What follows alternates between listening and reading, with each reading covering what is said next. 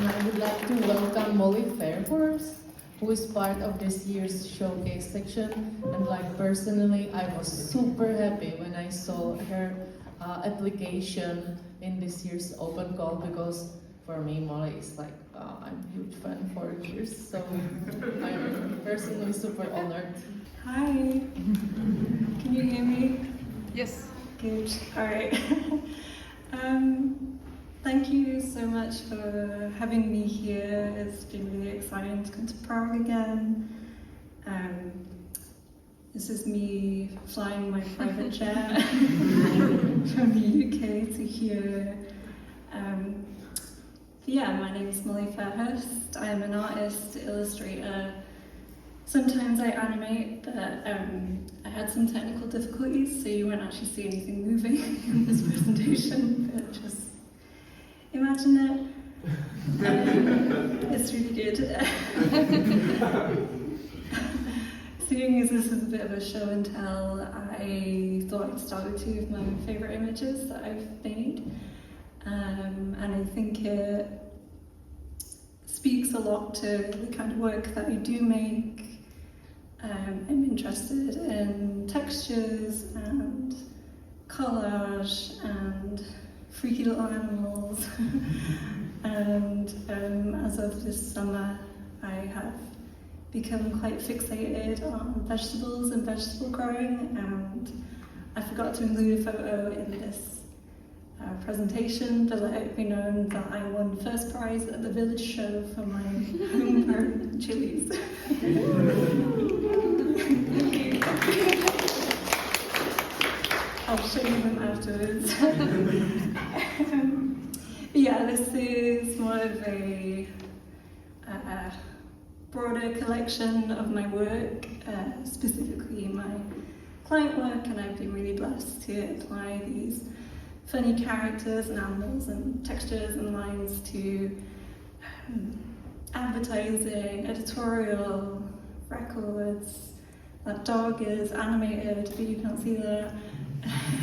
Textiles, greetings cards, and music videos as well.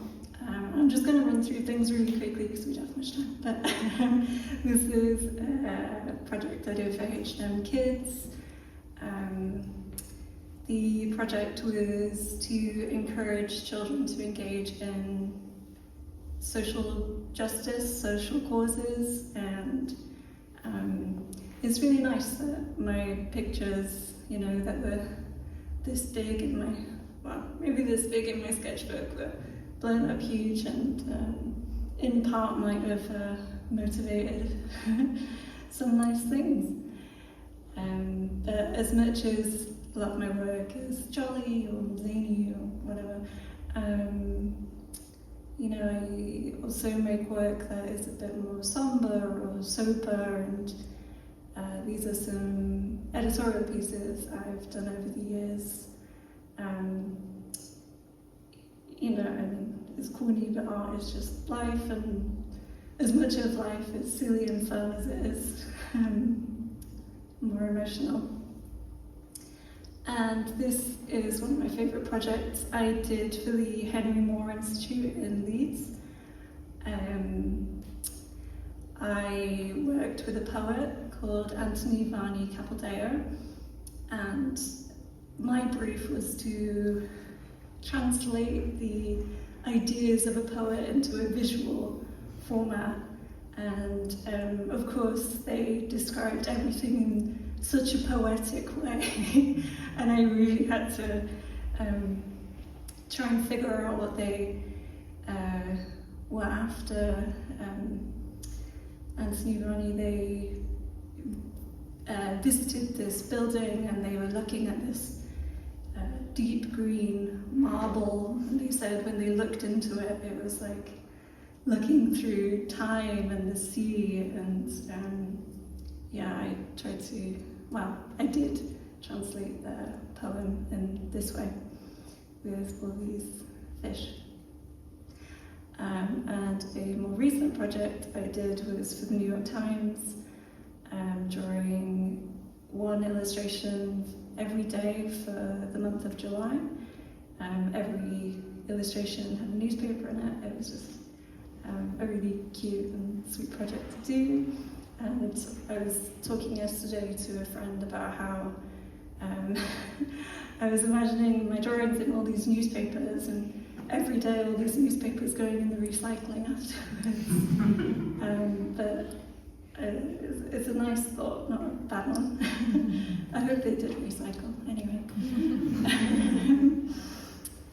But yeah, my work, my personal work, the stuff that drives me is as much about the process as the outcome. I am quite set in my ways of using analog methods as opposed to digital.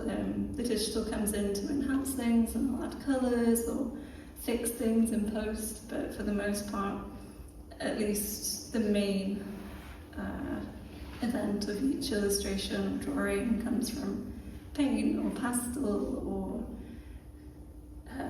ink or, name whatever.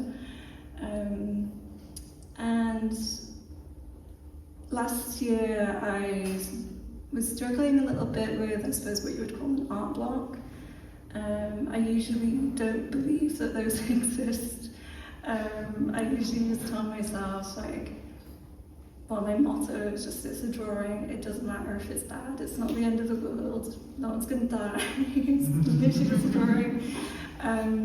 But it wasn't even that I was drawing bad things, I just wasn't motivated to make anything, so but I knew I had to do something, as much because I'm a professional, but also I'm an artist, within. So I started trying out collage, and it spoke to me in a way because it was so non-committal until you glued things down, but even then you could just cut it up again and rearrange it. The constant changing of it was just really reintroduced the joy back into it. And here's just a couple of slides of sketchbooks, but the next thing I'm going to talk about is my project for LUSTR. Let me rearrange my notes. Okay, so my piece for LUSTR, which is just outside the door, is possibly the smallest thing in the exhibition. It's a little bit more conceptual or abstract looking than I usually make things, but you're so welcome to interpret it however you want, but these are the motivations behind it for me. So it's 16 drawings, and each drawing is an individual point of view in an audience at the cinema. So if you imagine 16 people seated in front of the screen, they're all looking at the film, but also around the room, you see the back of people's heads, you look at your popcorn, etc., etc. So I was thinking about how the cinema is such a unique space, and how special it is and collective it is, and I really treasure those independent cinemas, but also the big multiplexes with the slushies and the hot dogs that fall on the floor. This is a true story. And I was inspired to do this after reading Seeing Further by Esther Kinski. She was writing about doing up an abandoned cinema, but she also wrote really beautiful essays about the cinema as a space and a portal into another world, which obviously she says it so much better than I do. But yeah, I was thinking about when you're in the cinema, you're looking at you might be looking at the person in front of you, you might be closing your eyes because it's scary or cringe or whatever. If you're really naughty, you might be talking to your friend and looking across the room at them. You might have someone in front of you getting up to go to the bathroom, or you might be the person who this person is trying to get past, you know, you're fixated on this film and then suddenly there's the apparition of someone trying to get past you and block your view because they need to use the bathroom. And that's usually me, sorry. But yeah, I had to do some maths when I was figuring out this project because each drawing, you know, is of a character, but it's not representing, well, it's not a visual representation of them, but what they're seeing. And I also made up my own film still because I didn't want to use something that already exists, but I had to think about what looks like a film, what could be open to interpretation. So I had these two people at a doorway. I'm rushing along. If it goes wrong, cut it up. That's my motto. Whether it's effective or not is otherwise. But yeah, thank you so much for having me. I didn't know how to finish it, so I did the cat surfing. So that's cool.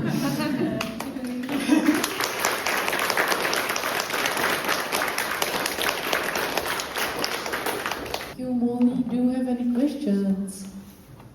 Maybe I can steal Mikuláš's one, favorite one. How did you get to the work for newspapers?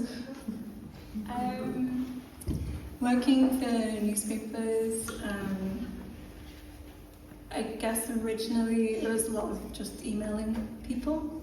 You know, don't be afraid to do that.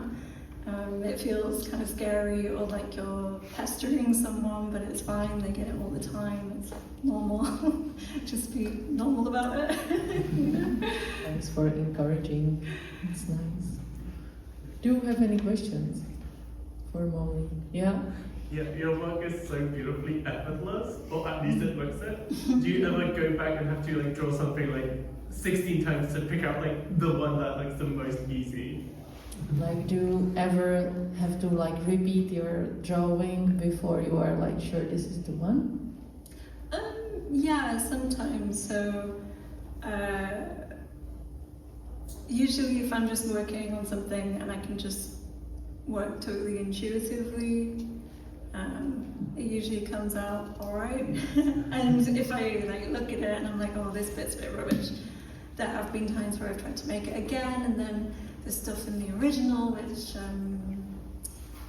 have some quality, and then some of the second one which have like other qualities. So I usually don't do that to myself, but if it's client work, I'll redo things if I'm not happy with them, and also if the client isn't happy with them, I guess. Any other question from the audience? Yeah? Yeah, I'm not sure if I get it right, but you said something about like having this dry time when you try to do the collage project, because I was guessing because you were sort of like bored with drawing, or how did it recover? Or, Like, did I understand it right that you got bored with the drawing? or no, wait, maybe I was just guessing between the sentences. And how did you recover from Yeah, I think it just came naturally-ish. After I'd done the collage, I guess it reawoke something, but also the collage started to integrate itself into all of the work I make. You know, quite often there will just be at least a little bit of paper. It's just another tool I'm using, another bit of mess on my desk. I also wanted to encourage the audience that if you are not comfortable with asking in English, you can ask in Czech and I will translate. Kdybyste se někdo necítil v pohodě ptát se anglicky, můžete se zeptat i česky, já to přeložím. So is there any other question for Molly? Yeah? I want to ask if there's like a dream project you would like to work on or develop. So what's your dream project? The one that makes me millions of pounds, probably. I woke up this morning and I opened my eyes and I was like, what if I had an exhibition? I thought that would be, I sort of realised that I have loads of work in my studio, which might not be apparent because my work out there is so tiny.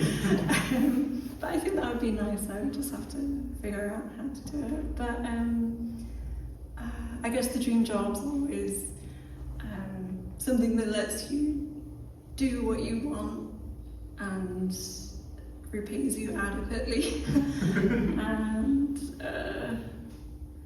you know, I think the most interesting jobs are probably not even in my head, you know. But I like to see my work bigger in different formats, and I'd love to work in books and children's books. I'm working on the first one right now, but hopefully that becomes a thing. So thank you very much, Molly. Thank you.